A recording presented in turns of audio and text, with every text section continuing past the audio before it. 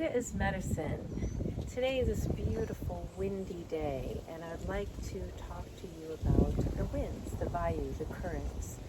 So we have been studying the physiology of how to have good structure in your yoga practice as well in life.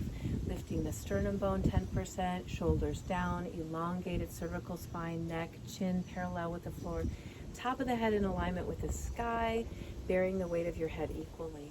Adding to that today, what is essential in yoga, as in life, is your breath. Your breathing is something we take for granted because it's invisible, like the wind, and yet it is so important to your health. So in yoga, we say prana.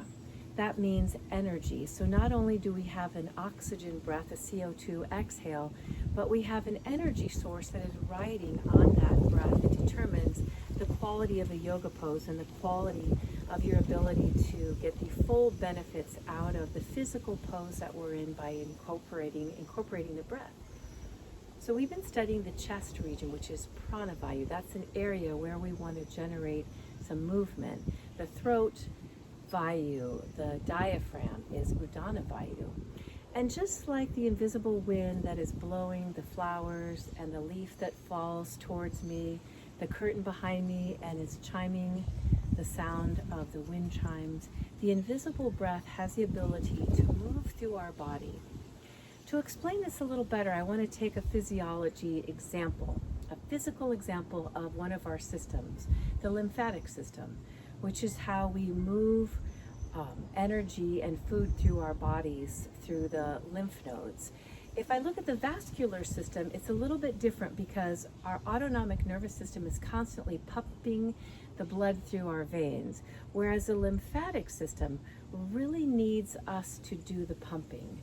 And we do that through breathing and through movement. We know that when we're pumping the system, we stay healthy because it's clean and the toxins are moving out. It's like a sewage system, but if they stay stagnant and stuck, we have all kinds of problems. So we need to move through the body, the system. So the invisible system then is the energy system.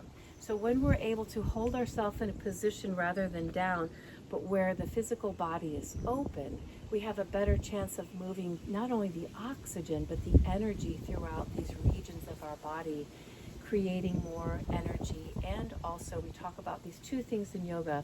If you did this with me right now, and we're going to breathe into the prana vayu and the udana vayu, 3 really deep breaths, smooth breath, deep breath in, shoulders back and out, long throat in,